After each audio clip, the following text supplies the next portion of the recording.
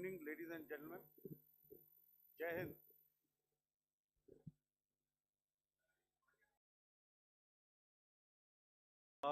Welcome to this special press conference on Operation Sindoor. We will begin with opening statements by the three senior officers to my right here, who have been directly overseeing operations during Operation Sindoor. We have Lieutenant General Rajiv Ghai, Director General Military Operations, who will cover the aspects related to land domain. Air Marshal A.K. Bharti, to his right, Director General Air Operations, will provide insights on the air domain. And to my right is Vice Admiral A.N. Pramod, Director General Naval Operations, who will cover aspects on maritime domain. Following their briefings, we will move on to the question answer session. I now request the DGMO to commence the opening brief. Thank you, Sandeep. A very good evening to all of you, ladies and gentlemen. You are all by now familiar with the brutality and the dastardly manner in which 26 innocent lives were prematurely terminated at Pahalgam on the 22nd of April. When you combine those horrific scenes and the pain of the families that the nation witnessed with numerous other recent terrorist strikes on our armed forces and defenseless civilians, we knew that the time had arrived to make yet another compelling statement of our resolve as a nation. Operation Sindoor was conceptualized with a clear military aim to punish the perpetrators and planners of terror and to destroy their terror infrastructure. What I do not state here, of course, is the often stated determination of India and its intolerance to terror. It set into motion a very diligent and microscopic scarring of the terror landscape across the borders and the identification of terror camps and training sites. The locations that emerged were numerous, but as we deliberated more, we realized that some of these terror hubs were now bereft of any presence and had preemptively been vacated, fearing retribution from us. There was also a term of reference and our own binding, self-imposed restriction to target only terrorists and thus prevent collateral damage. There were 9 camps that you are now all familiar with, which were confirmed by our various intelligence agencies to be inhabited. Some of these were in POJK, while there were others that were located in the Punjab province in Pakistan. Nefarious places such as Muridke, the hub center of the Lashkar-e-Taiba, has over the years bred infamous characters such as Ajmal Kasab and the likes of David Headley. What followed was a careful scrutiny of each of these sinister locations, their layout, configuration, even the type of construction in each structure, and the terrain obtained around these. This was with an obvious intent to deduce and identify the exact vector that was required for their neutralization, as also the eyes in the sky that we would send up to ensure that we brought back evidence that we had indeed targeted what we set out to.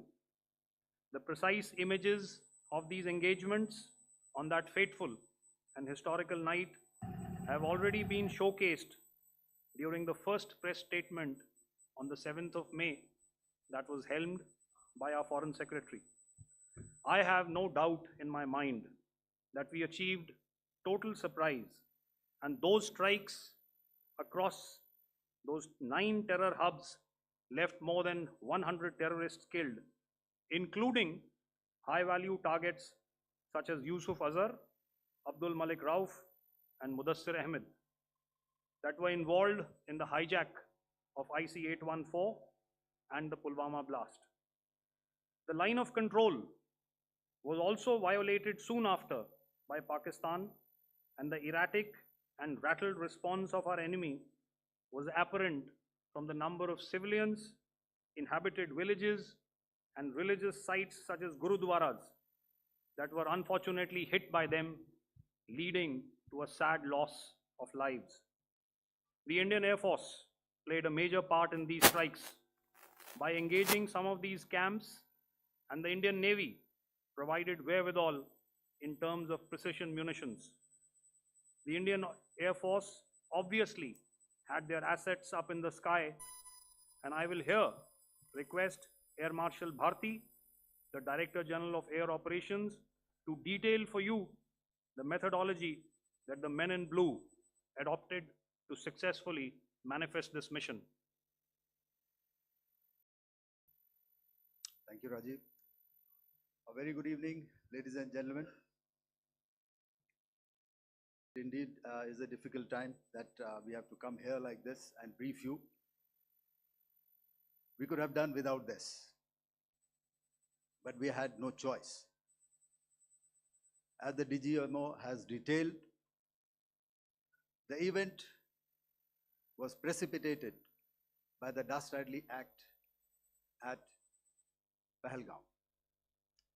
The sequence of events have already been detailed. We carefully selected the targets, and out of the 9 selected targets, the target systems that were given to the Indian Air Force were the notorious training camps at Bhavalpur and Muridke, these being further from the international boundary. Through critical target system analysis, we analyzed what was to be done to annihilate these targets and plan to engage these targets with precision air-to-surface guided munitions so as to avoid collateral damage. The modalities of planning process I will not go through at this instant. However, what I would like to show you is the results that we achieved through our targeted airstrikes. Could I have the second slide, please?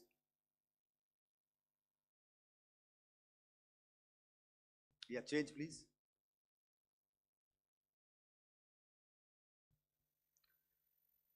Okay. This is what the terror infra at Muridke looks like. If you see, north is as indicated, and to the right is east, where the international boundary lies. Could we have the next slide, please?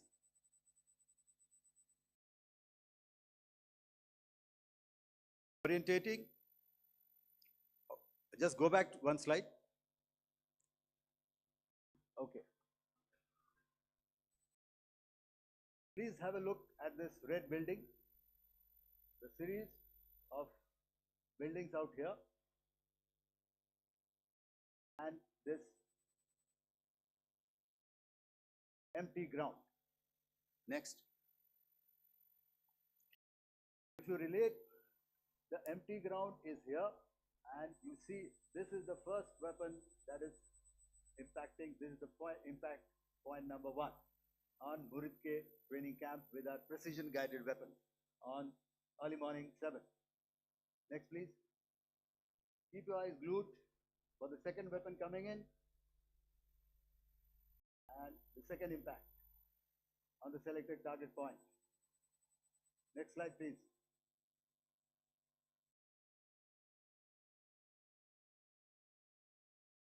Third weapon, third impact. Continue. fourth weapon, fourth impact. So through these targeted and precision targeting, we addressed the target at Muridke, which was the turning infrastructure. Can you hear me? All right. Okay, I'll come closer to the mic. Now we go to the next target, which is the Bhavalpur training camp. Next slide, please. Okay, just wait. So the effect, if you see, impact point, if I can point out, this is the impact point. The ammunition has gone through the roof and it has created a blast inside, the photographs of which you would have, all of you would have seen. And the red building, after that, there was this double-story building. It has been completely decimated by precision targeting. Next, please. Target system, which was in the north, a series of buildings. I'll show you how it looked. Next. Completely destroyed by our precision targeting. Next. Now coming to Bhavalpur, this is the target complex that we are dealing with, a fairly large target complex. So we had to carefully choose the points that we needed to address, which were high value and which would meet our stated objectives of eliminating the terrorists. I would like to draw your attention to this red canopy, and in relation to that, I would cover the targets. One target system is a series of buildings here, other one here, and other one out here. Next slide, please. This is how it looked before, and this is how the building looked after the impact of the weapon. And orientation in relation to this red canopy, you can see here. Next, please. Before, next, and after. The roofs have completely collapsed. Next. This is the target system. Next. Precision targeting, and we have achieved our objectives here. Next. All right, so that was what we did on the 7th. Our objective was to address these two terrorist camps, and that we did with precision. And thereafter, we maintained a robust air defense posture, because remember, our objective was to target the terrorists and terrorist infrastructure, not any other infrastructure, not the Pakistani military, not the Pakistani any other infrastructure. So that is what we have maintained on the 7th of May. However, what we saw in the evening of 7th of May, we were saturated with a raid of Pakistani unmanned aerial vehicles and small drones. And these came in waves in our civilian areas, over our military installations, and all of them were successfully intercepted. Few of them did manage to land. However, there was not much damage that they did. And we have our robust counter-US hard kill and soft kill systems which did the job. However, the difference here was that we had targeted the terrorists. The adversary now has targeted our civilians and the military infrastructure. So it had to be responded to. So in a quick and calibrated response, that very night, we struck their radar installations at Lahore and close to Gujranwala, the LYT installation, to indicate to him that we are ready, yet we do not want to escalate. Our fight was with the terrorists and not with the Pakistani military establishment. Thank you.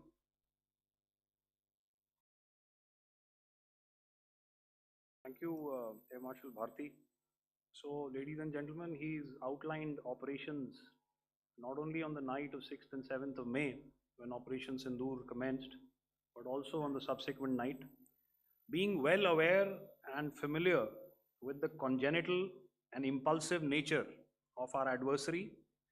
And even though we did attempt to reach out and communicate our compulsions to strike at the heart of terror to my counterpart in the immediate wake of Operation Sindoor, the request was brusquely turned down, with an intimation that a severe response was inevitable and in the offing. We were, of course, prepared. Operations on the 7th and the 8th, Air Marshal Bharti spoken about. On the night of 8th and 9th of May, they flew drones and aircrafts into our airspace all across the borders and made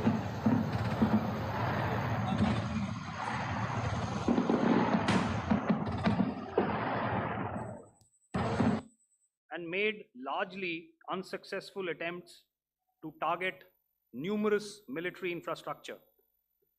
Violations on the line of control by Pakistan also commenced yet again and precipitated into fierce arty engagements. The air operations on the night of 8th and 9th of May, I'll yet again request the DG Air Operations to cover.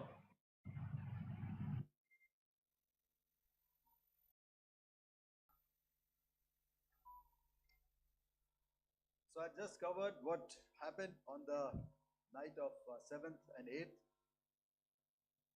What we found that on the night of 8th and 9th, starting as early as 22:30 hours, our cities had a mass raid of drones, unmanned aerial vehicles, UCAVs, starting right from Srinagar, going down right up to Nalia. It was a mass raid in waves and it was relentless. However, we were prepared and our air defense preparedness ensured that there is no damage on ground or to any of the intended targets that the enemy might have planned for. The difference between 7th night and 8th night was that on 7th night, he sent in his Yeha class of UAVs. However, these UAVs can go some distance, they are armed. However, on the 8th, less numbers of armed UCAVs were there or UAVs were there, and more numbers of quadcopters, maybe for surveillance or just for harassment of civilians. This continued till midnight. Our air defense preparedness ensured that there was no damage on the ground, either to the military installations or to the civilians. However, the enemy had yet again shown that he wanted to up the ante and he wanted a fight, and we were up to the task. In a measured and calibrated response, we once again targeted his military installations, which included his SAM sites at Malirkant. This also included his surveillance radar sites at Lahore and close to Gujranwala.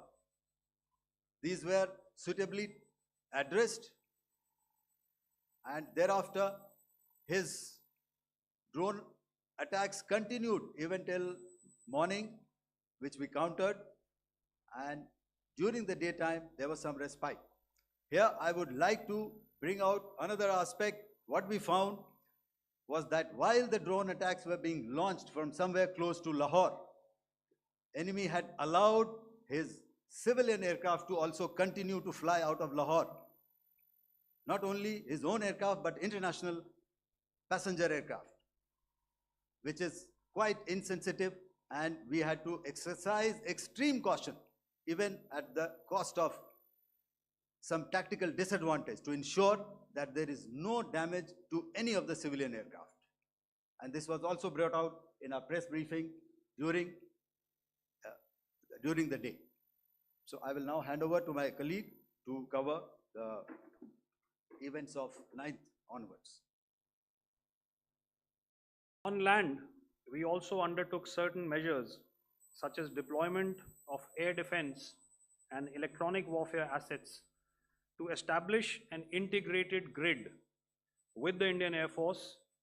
And I have seen and heard some of you wax eloquent about the benefits of such an architecture when it comes to negating and combating air intrusions. We also carried out deployment to include movement of our forces in the land, sea, and air domains. The night of the 9th and the 10th of May saw similar intrusions by drones and aircrafts, and this time there was a concerted effort to target airfields and some very, very important logistic installations, albeit yet again unsuccessful and denied gallantly and efficiently, I must say, by the integrated Indian Air Force and Indian Army Air Defense. We further strengthened our deployment and also initiated some pressure points to send a very clear and unambiguous message to the other side to desist from any misadventures on land. Some of the airfields and dumps saw repeated attacks in waves from the air. All were thwarted. The Pakistan Army has reported to have lost approximately 35 to 40 personnel in artillery and small arms firing on the line of control between the 7th and the 10th of May. What the other side had probably also not reckoned with was the speedy and precise turnaround and hit back by the Indian Air Force.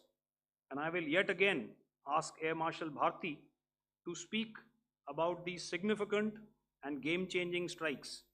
I will thereafter request Vice Admiral Pramod, my colleague and Director General of Naval Operations, to tell us about some very telling naval maneuvers in the Arabian Sea that exerted pressure on the night of 9th and 10th of May. Over to you, sir. Commencing about 2000 hours, that is 8 p.m. local time, on 8th of May, several Pakistani unmanned aerial systems, drones, combat vehicles attacked multiple IF bases. These included Jammu, Udhampur, Pathankot, Amritsar, Bhatinda, Nal, Dalhousie, Thois, Jaisalmer, Uttarlai, Falodi, Nalia. These were almost simultaneous and they came in waves. All our AD guns and other systems were waiting for them.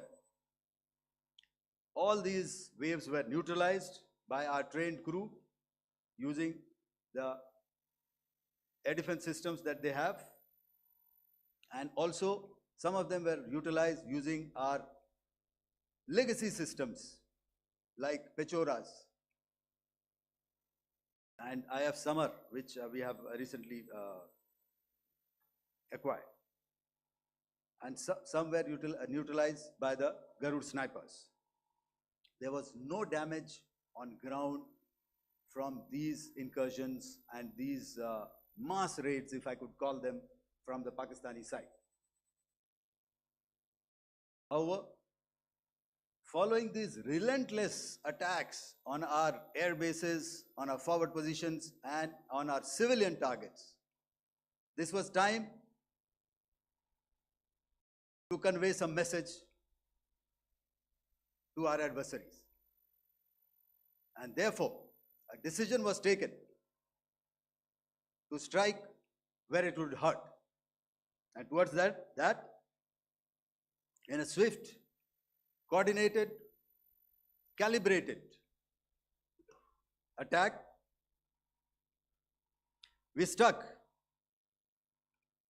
these air bases, command centers, military infrastructure, air defense systems across the entire Western Front.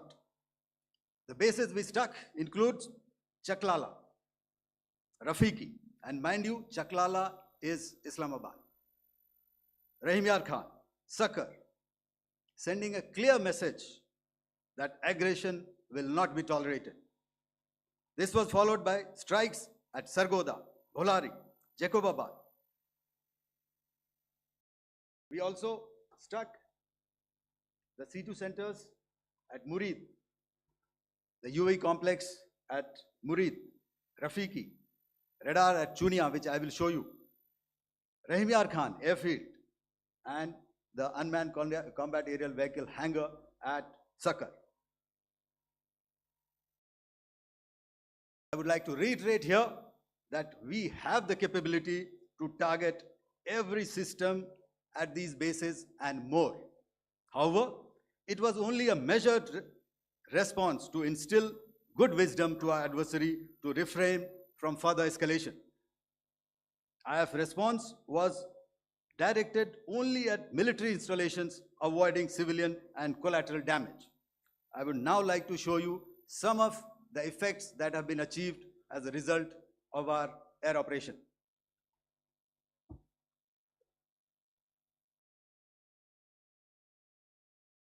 Here is the Pasroor air defense system. If you could see, zoomed up view. This is the radar mounted on a high tower. And after the strike,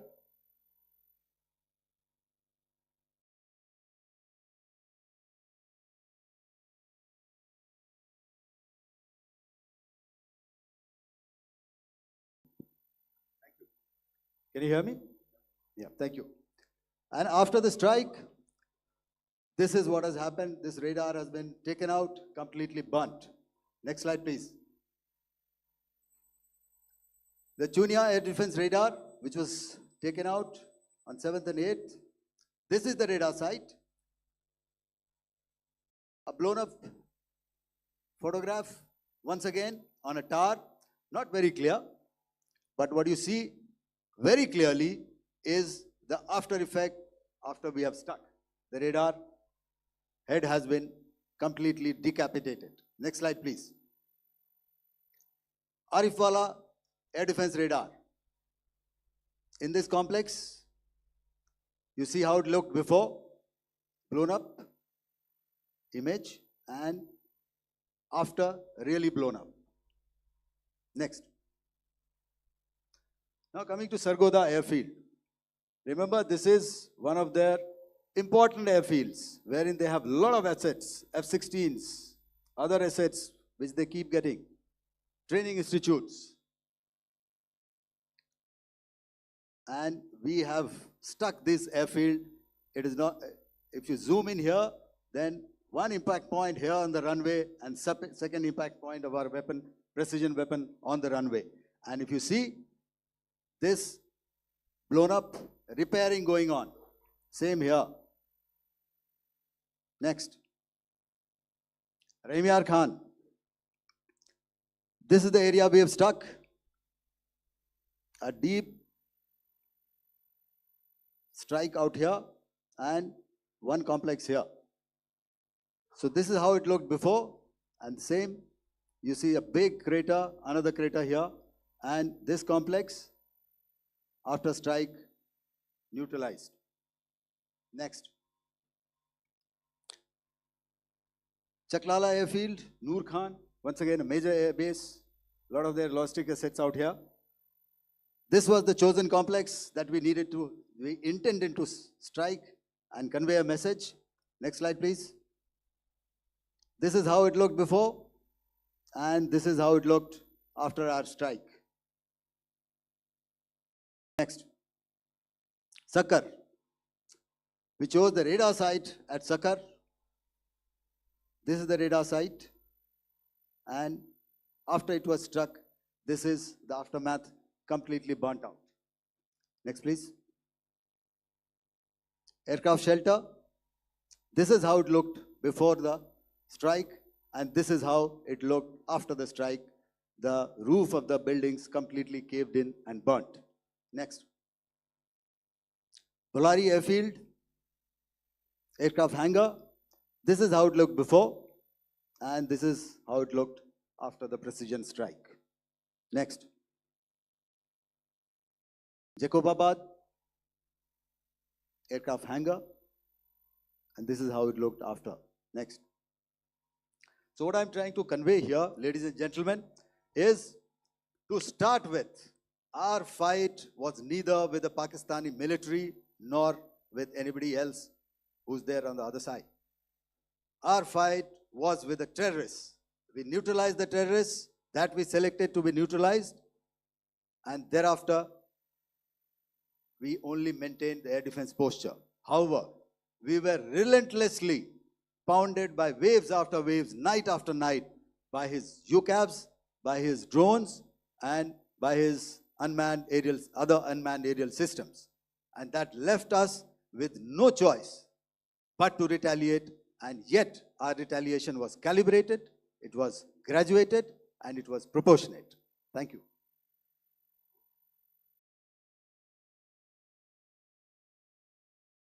Good evening, ladies and gentlemen. In the aftermath of the cowardly attacks on innocent tourists at Pahalgam in Jammu and Kashmir by Pakistani-sponsored terrorists on 22nd April, the Indian Navy's Carrier Battle Group, surface forces, submarines, and aviation assets were immediately deployed at sea with full combat readiness in concert with the Joint Operation Plan of the Indian Defence Forces. You may be aware that we tested and refined tactics and procedures at sea during multiple weapon firings in the Arabian Sea within 96 hours of the terrorist attack. The aim was to revalidate our crew, armament, equipment, and platform readiness to deliver various ordnance on selected targets precisely. Thereafter, our forces remained forward deployed in the Northern Arabian Sea in a dissuasive and deterrent posture with full readiness and capacity to strike select targets at sea and on land, including Karachi at time of our choosing. The forward deployment of the Indian Navy compelled Pakistani naval and air units to be in a defensive posture, mostly inside harbors or very close to the coast, which we monitored continuously. The Indian Navy maintained seamless maritime domain awareness throughout the duration and was entirely aware of the location and movement of Pakistani units. In effect, we had and continue to have good battle space transparency using our maritime domain awareness grid. As you are aware, our response has been measured, proportionate, non-escalatory, and responsible from day one. Accordingly, the calibrated approach considered all options, including the ability of the Indian Navy for offensive action from and at sea. As part of this escalation control mechanism, the application of force by the Navy was planned in a synchronized manner in coordination with the Army and Air Force, the highlight being teams from the three services working closely in an integrated manner. Along with the kinetic actions by the Indian Army and Indian Air Force, the overwhelming operational edge of Indian Navy at sea contributed towards Pakistan's urgent request for a ceasefire yesterday. As we speak, Indian Navy remains deployed at sea in a credible deterrent posture to respond decisively to any inimical action by Pakistan or Pakistan-based terrorists. Thank you. Samno Varna, Jai Hind. Now I'll hand over to Director General Military Operations for further proceedings. Ladies and gentlemen, on the 10th of May, in the morning, even as we were getting into a huddle to wargame the events of the previous night, a routine exercise, I received a message on hotline from my counterpart in Pakistan seeking my willingness to communicate. Since our initial aim was to strike at terror camps, and all our actions in the subsequent days were in response to the intrusions and violations by the Pakistan Air Force and its army, it was decided that I would indeed speak with my counterpart. You are already aware I've seen it being covered on national television, that my communication with the Pak DGMO was conducted at 15:35 hours yesterday and resulted in cessation of cross-border firing and air intrusions by either side with effect from 1700 hours 10th of May, after he proposed that we cease hostilities. We also decided to further speak on the 12th of May, that's tomorrow, at 1200 hours, to discuss the modalities that would enable the longevity of this understanding. However, disappointingly, and must I add, expectedly, it took only a couple of hours for the Pakistan Army to violate these arrangements by cross-border and across the line of control firing, followed by drone intrusions across the expanse of the Western Front through last night and in the early hours of the morning today. These violations were responded to robustly and dealt with as they must be. We have earlier today sent another hotline message to my counterpart highlighting these violations of the understanding between the DGMOs on the 10th of May, and our firm and clear intent to respond to these fiercely and punitively, if repeated tonight, subsequently, or later. In this regard, I must inform all of you that the Chief of Army Staff has earlier today conducted a security review and has granted full authority to our Army commanders for counter actions in the kinetic domain in case of any violation by Pakistan. In the end, I pay my solemn homage to my 5 fallen colleagues and brothers from the armed forces and civilians who have tragically lost their lives in Operation Sindoor. Our hearts go out to the bereaved families, and we express our solidarity to them in this lifetime and beyond, at this grave juncture in their lives. Their sacrifices shall always be remembered and spoken of in glowing terms by a grateful nation. We have thus far, ladies and gentlemen, exercised, and my colleague Pramod highlighted this, immense restraint, and our actions have been focused, measured, and non-escalatory. However, any threat to the sovereignty, territorial integrity, and safety of our citizens will be met with decisive force. Jai Hind. Okay, ladies and gentlemen, we are now open for questions.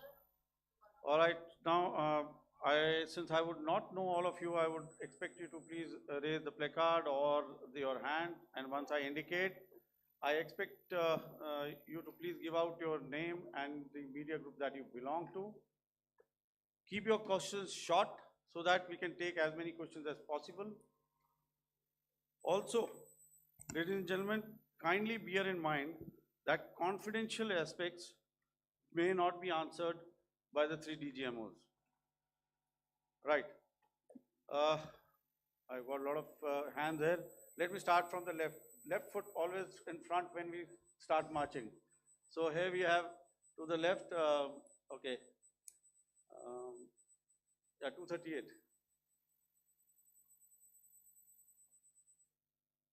Hello. So this is Manas Pratimughan from PTI, Press Trust of India. So the understanding that was reached yesterday on stopping the military operations and actions, was it for just 3 days? And what would be the cost escalation if there is violation of this understanding by the Pakistani side? And my subsequent question would be that we have a kind of ceasefire agreement with Pakistan that was finalized in 2003. So will there be some kind of similarities in frameworks between the two kind of understandings, 2003 ceasefire agreement and the current understanding on stopping military operations? And again, what are the cost that will be incurring on Pakistan if Pakistan again resorts to this kind of terrorist activities, because we have made it very clear that the cost will be very high. So I would like to have your thoughts on it. Okay, so I'll answer the latter part of the question first. I also want to add that while the initial ceasefire agreement, as you correctly pointed out, is of the 2003 vintage, but I must remind you that in 2021, in the month of February, and this was then when the crisis in Eastern Ladakh was also on, the two DGMOs had spoken and arrived at a ceasefire understanding that lasted right up until this unfortunate attack at Pahalgam. Once our Foreign Secretary had announced the decisions of the CCS in the immediate wake of that attack, he had announced certain measures, and then of course Pakistan had in turn made its own announcements. Since then, there have been certain violations of this ceasefire understanding, and of course after the 7th of May, like I pointed out during my statement, that there have been numerous violations on the line of control especially, and of course along the international boundary by the Pakistan Army and the Pakistan Air Force.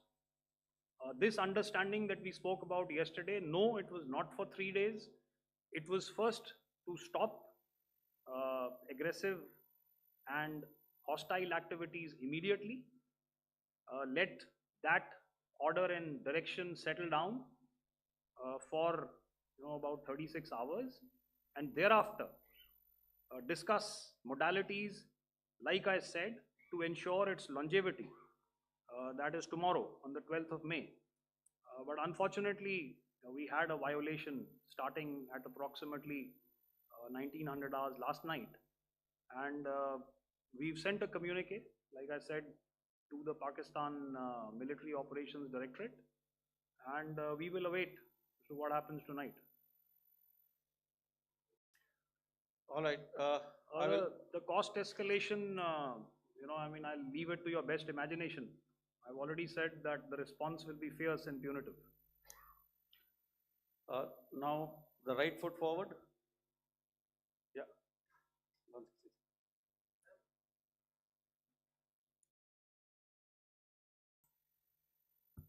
Sir, I'm Ajit Dubey from ANI, sir. Sir, my question is that you talked about the loss of lives to the Pakistan army, that was around 35 to 40 kills secured by the Indian army. Sir, can you tell us what would be the total loss of life to the Pakistan army in both army and air force attacks, sir?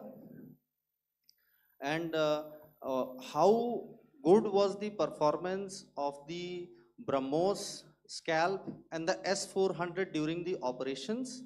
And sir, since we have sir, just one No line, multiple sir. questions, please. Sir, All right. and since sir, we have achieved such a spectacular, we have made good achievements in this entire operation. Can we say that we have emerged victorious, or we have a big upper hand over the Pakistanis in this entire conflict? Thank you very much, sir. So I'll answer the question about the loss of lives on the other side. Of course, there are various means to ascertain that number. There is information from various agencies that come in. There are, of course, on the line of control, other ways to find out as to what has been the effect of what you are doing there in ceasefire violations. So therefore, I mentioned 35 to 40 on the line of control, and please remember that once Operation Sindoor was launched, the responses of the Pakistan Army were also on Indian Army or the Indian Armed Forces infrastructure. Let me put it that way. So that's why I did not cover casualties of the Pakistan Army, at least in the initial phases of battle, because those were not our targets. Our targets were terror oriented. And of course, later, once they launched air intrusions and air operations on our infrastructure, we've used heavier weapons, and of course, there would have been casualties, but those are still being assessed. The effects of the weapons that you mentioned, I will request Air Marshal Bharti to apprise all of you about those. Good evening, Mr. Ajit. How are you? Ajit, okay, you're meeting after some time.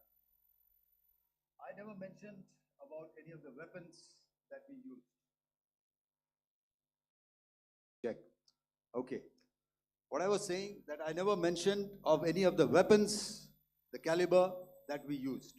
All right, so we'll leave it at that. Those are matters of operational details which I would not like to go into. But suffice to say that whatever methods and whatever means we have chosen, it had the desired effects on the enemy targets. How many casualties? How many injuries? Well, to start with, our aim was not to inflict casualties, but in case there have been, it is for them to count. Our job is to hit the target, not to count the body bags. And the last part of your question, I wonder if you read out the tweet on ADGPI at midnight once we'd done what we had to in Operation Sindoor. And that's credit to my friend here on the left. Justice has been served, Ajit. That is all that I will say. Ajit, I'll request you to, refrain putting words into his mouth. All right. Yeah, I'll come back to the left. 147. Sorry, 47. No, 47. Did I see it here or? Yeah. Good I evening, saw it there. gentlemen. Sorry, 147, I saw it there. Sorry. Yeah, since I've already said 147, start please. Hi, sir. Good evening. This is Shivam Patel from Reuters News Agency. Thank you for giving me the opportunity. My question, sir, is how many military targets did Indian Armed Forces strike in Pakistan in response to the attacks from Pakistan? How were these targets selected? And how many troop casualties have been there in total on both sides, if you give details? Thank you. I'm sorry, where are you? I haven't Yeah, spotted his. he's to the Yeah, right. okay. Can you just repeat that for me, please? Sure, sir. So my name is Shivam Patel. I'm from Reuters News Agency. My question is, how many military targets in total did the Indian Armed Forces strike in Pakistan in response to the attack from Pakistan? How were these targets selected? And how many troop casualties have been there on both sides, if you can? So you're speaking of the targets that I mentioned in the wake of the attack at Pahalgam, right? Yeah, I think it's amply clear to everybody here that the Pakistan Army has not crossed the international boundary, neither in the plain sector nor on the line of control. So the intrusions have been in the air. There have been certain attempts on the line of control when ceasefire violations have been on to try and infiltrate and carry out and perpetrate activities that we are all very well familiar with. Whether these are by terrorists or by the Pakistan Army or its special forces and commandos is difficult to say, but each of these have been effectively thwarted. So therefore, as far as engagements of military targets on the other side is concerned, I thought Air Marshal Bharti covered those very well and in detail, and he also mentioned as to how they went about targeting those. I think those images were very clear and very, very graphic in telling us as to what we needed to hit. And you'll remember right at the outset, I said that we even went into what was the construction in each of these locations, and therefore decided on the vector that had to be utilized. Please. Okay, if I could add to what the DGMO has said, I have already detailed the targets. Now, whether it is X numbers or Y numbers is that is immaterial. And what damage have we inflicted? You have seen. What are the casualties on the other side? As I said, that is for them to count. As far as we are concerned, from the air defense side, if they had a choice, they would have definitely come in. They are fighters, there are more numbers of UCAVs. It is not that they did not intend to come in. It is only that our robust AD posture prevented them from coming in. So that must be known, and that must be realized by all the audience here. Yeah, I'll come to the left now, 24.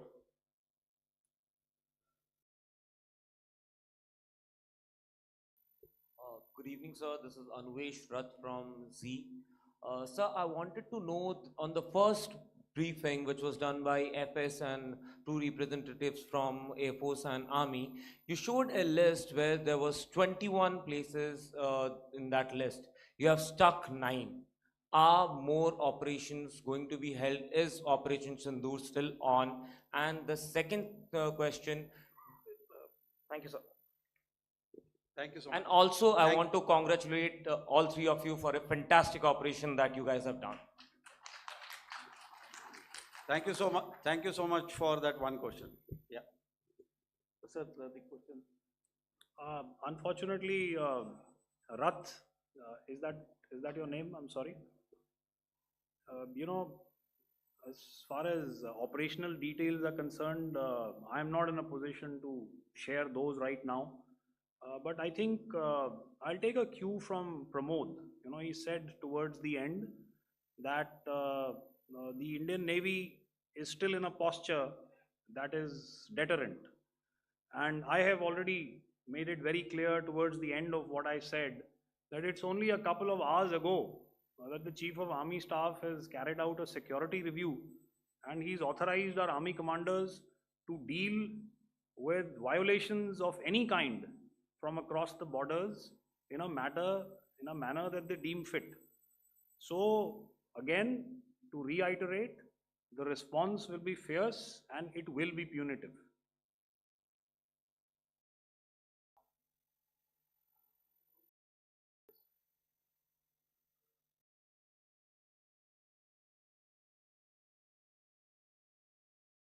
I'll go back this side now. Yeah, 255. She said middle wale kya karenge, so 255. Oh, sorry. Good evening, sir. Yeah, 255. I'm Shailesh from National Defense. Please allow me, first of all, to pay my gratitude for protecting us Indians. Thank you very much. Sir, since the enemy has been talking about taking down our aerial platforms, it would be deemed fit in case we can reveal that we have taken down their fighter jets. What could be the number? Though you said that they may be not good to reveal the platforms, but since this has come from various quarters in Pakistan, so I believe that we need to answer, in case if you can, sir, if you may allow. The question is for me? Yes, sir. Okay, and if I get it right, you want to know how many of their planes we have downed? Yes, sir. Yes, sir. All right. See, as I said, their planes were prevented from coming inside our border. All right. So we do not have the wreckage with us, but definitely we have downed a few planes. Numbers, we would not like to hazard a guess out here. Okay. I have the numbers, okay, and we are getting into the technical details of it to establish it. So I would not like to put a figure at this time, but definitely there are losses from their side which we have inflicted. Were they, Please don't ask. were they fourth generation plus, sir? No, See, sir, you're putting words into my mouth. Why do you Why Sir, do you say fourth generation? Let us make it high tech. Thank you so much, sir. All Thank right. Yeah, 163.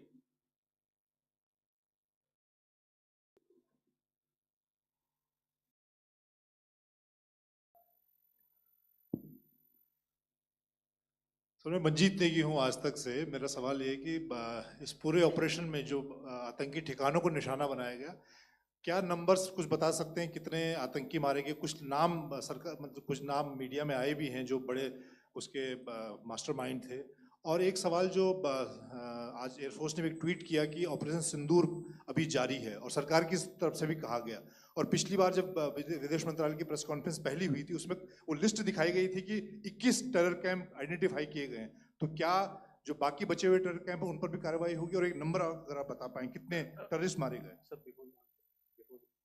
Manjeet ji, 3 questions. The third one has just been asked here before. So 21 this thing. So I'll request the first to be answered so that we have more number of people who can ask. Manjeet, जब मैंने statement दिया तो मैंने शुरू में ही कहा कि जैसे ही ऑपरेशन सिंदूर कॉन्सेप्चुअलाइज हुआ तो हमारा जो पीछे की कार्रवाई होती है स्पेड वर्क और टारगेट्स को आइडेंटिफाई और एनालाइज करने की कार्रवाई शुरू हो गई थी। मैंने जब स्टेटमेंट दिया तो मैंने बताया कि बहुत सारे थे, हमने 21 दिखाए होंगे और भी हैं, लेकिन वो लिस्ट फिल्टर करते करते 21 तक पहुंची। अब क्या आगे एंगेज किए जाएंगे? अगर ज़रूरत पड़ेगी तो ज़रूर एंगेज किए जाएंगे, लेकिन मैंने बताया कि इस समय जो इंट एजेंसीज ने हमें बताया कि फलाने कैंप में प्रेजेंस है, हमने उनको एंगेज किया। कुछ नाम मैंने लिए, कुछ नाम अभी पुख्ता किए जा रहे हैं। मैंने आपको बताया कि जो इंट एजेंसीज ने अभी तक असेसमेंट किया है उसमें उन्होंने कहा है कि तकरीबन 100 से ज़्यादा मारे गए हैं। और एक आज आपने तस्वीर भी देखी कि काफ़ी प्रोमिनेंट जो फ्यूनरल था, काफ़ी प्रोमिनेंट एक जो हस्ती हैं वो ऑर्गेनाइज कर रहे थे, और उस फ्यूनरल में और कौन कौन लोग अटेंड कर रहे थे वो तो आपने देखा ही। तो आप लोग सब समझदार हैं और मुझे ये कहने की ज़रूरत नहीं है कि इन लोगों को कहाँ से सपोर्ट मिल रहा है। अगर नहीं मिल रहा होता तो ऑपरेशन सिंदूर नहीं होता, तो उसी की वजह से है ये ऑपरेशन। तो मेरे ख्याल से मैंने आपके सारे सवालों का जवाब दे दिया है। Ma'am. Sir, next is from 17. Sir, मेरा नाम अंजू निर्वाण है, TV9 भारतवर्ष से। सर, मेरा सवाल ये है कि ऑपरेशन सिंदूर में हमारी जो इंडियन नेवी है उसके बारे में सर थोड़ा सा बताएं कि किस तरह की उसकी भूमिका रही, क्योंकि हमने इस दौरान सर देखा कि बहुत सारी स्पेकुलेशन भी रही और ये बोला गया कि कराची तक हमारी नेवी ने ऑपरेशन किया है। तो सर इस पे थोड़ी सी क्लैरिटी चाहिए। और सर हमने कौन कौन से फाइटर एयरक्राफ्ट डाउन किए हैं, अगर उसका भी थोड़ा सा क्लैरिटी मिल जाए तो अच्छा रहेगा। तो मैं आपका पहले सवाल का जवाब दूंगा।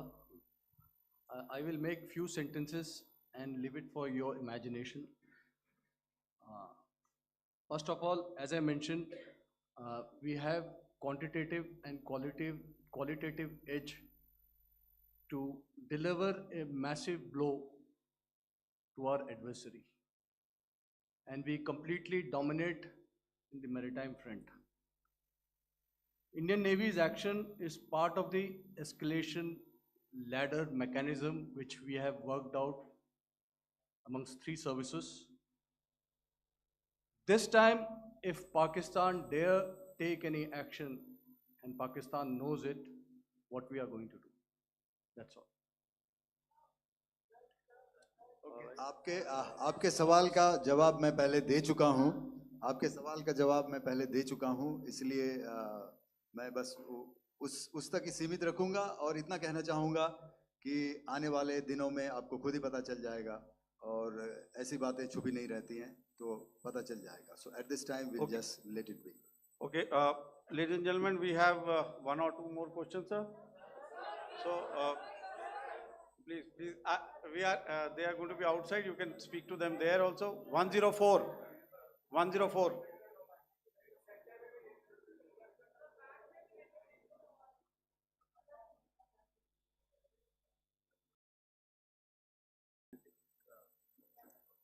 Yeah, ask. Sir, Dinakar with the Hindu newspaper. Are Sir, you surprised that you got this question? No, sir. Just look. Sir, can you give a number of assets we lost, because there's been a lot of speculation going on, international media writing a lot of things about our platforms, including Rafales. I mean, Pakistan claiming that Rafale has been downed, etc. Can you put that question to rest and clarify on that? I guess that question is for me. All right, I'm happy that you've asked this question. You know, we are in a combat scenario, and losses are a part of combat. The question that you must ask us, okay, and indeed that we must ask ourselves, you inclusive, is have we achieved our objectives? Have we achieved our objective of decimating that terrorist camp? And the answer is a thumping yes. And the results are for the whole world to see.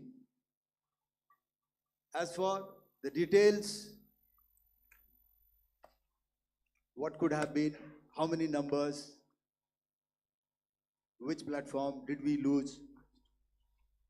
You know, at this time, I would not like to comment on that, because we are still in a combat situation.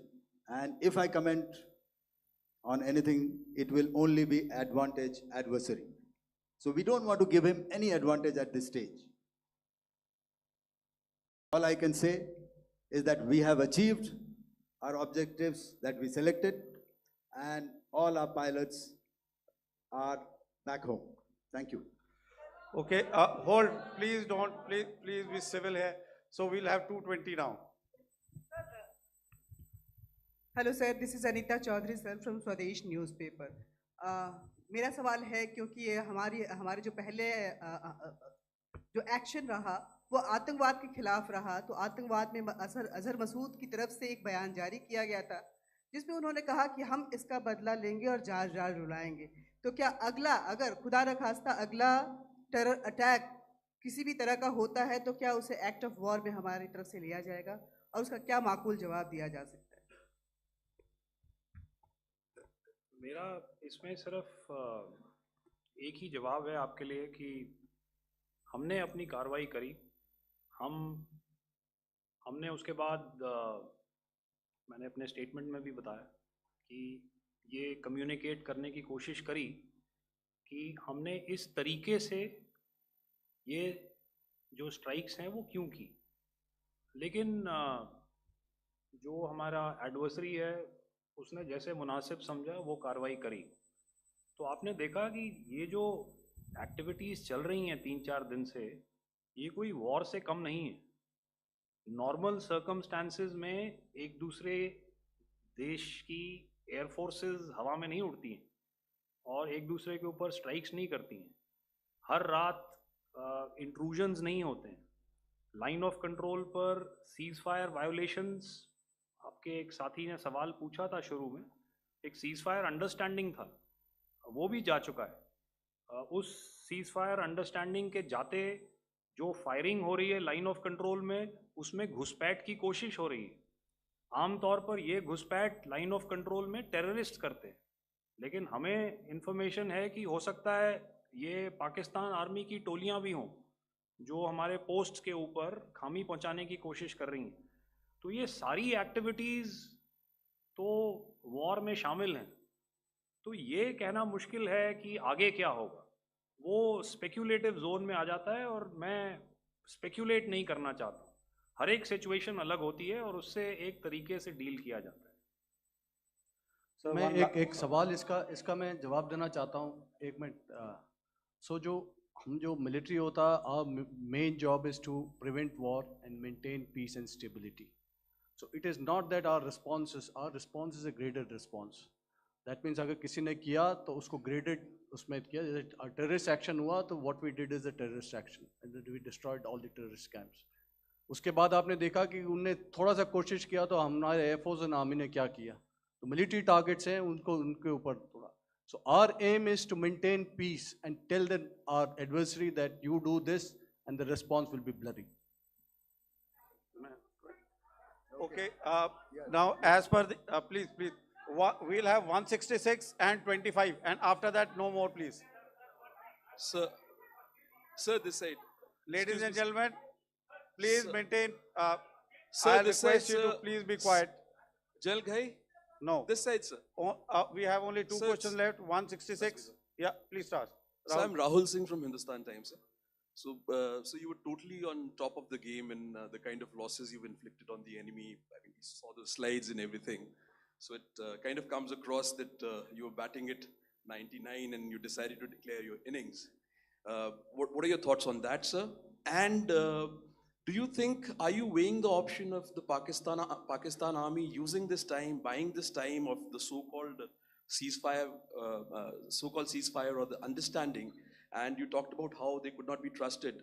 So buying time to kind of build up their war reserves, getting stuff from their friends like Turkey or China, are we considering that possibility, sir?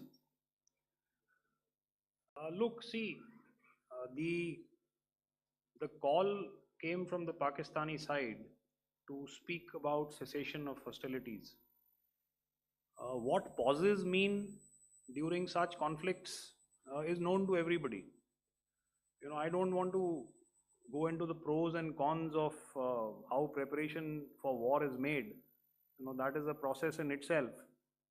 But I think my senior colleague here, the DG Air Operations, spoke, or he alluded at least, you know, to what this operation was precisely and specifically meant for. And I think that's something that we achieved, you know, right at the outset. Had we had the option not to go further, we probably wouldn't have.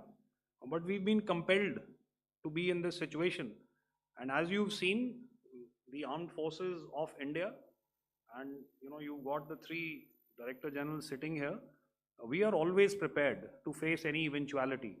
And like I said, that's for the sovereignty, the territorial integrity, and the safety of our citizens. So whatever has to be done will be done. You know, I'm not so concerned about what Pakistan will do in this time. I'm only concerned about what we will do.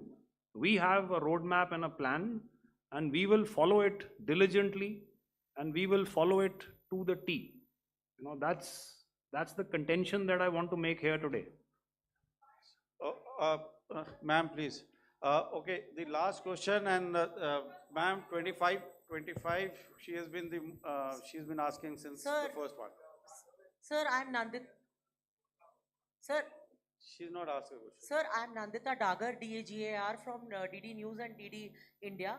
Sir, I wanted to ask you that my question is to General Ghai. Sir, you spoke to your counterpart yesterday and the Pakistani counterpart. Sir, what is the Indian Army's assessment that despite that agreement, that talk that you had, despite that agreement coming into effect at 1700 hours yesterday, why did they violate it? And number two, yesterday at the joint Defense Ministry and Foreign Ministry briefing, Wing Commander Vyomika Singh and Colonel Sophia Qureshi had told us that we have cited the Pakistani troops amassing at the borders and at the LOC. Sir, has that situation changed? Have they withdrawn? And sir, if in case, despite now there is a lull, of course, but if tonight again, if the enemy again carries out shelling and aerial intrusions through drones, what is going to be our response, sir? Thank you. So without outlining the specifics of that response, I've already made it clear that there will be a response, and it will be fierce and it will be punitive. Why the Pakistan Army chose the option of violating the understanding that was arrived at earlier yesterday, I think that's a question that we best answered by the Pakistan DGMO. I wouldn't be able to, give you that. But, in situations such as these, and if you go back into any conflict, sometimes these understandings take time, to fructify and manifest on ground. But without, getting into the reasons, it is our mandate to be prepared at all times, and that we were. It's not as if because there was an understanding we weren't prepared. I must tell you that the armed forces were on a very, very high alert, And they continue to be in that state even as we speak. Oh, all right. Ladies and gentlemen, please, ma'am, please. Okay, thank you so much for coming today. Those who have missed asking a question, those who have missed, see, I knew I'll grab this attention from you like this. Those who have missed the opportunity to ask a question can give me a written one. I will definitely get back to you with that. And also, they are they are invited for a cup of tea in my office day after tomorrow. Thank you, ladies and gentlemen, for coming. Thank you. Thank you very much. Jai Hind. Jai Hind.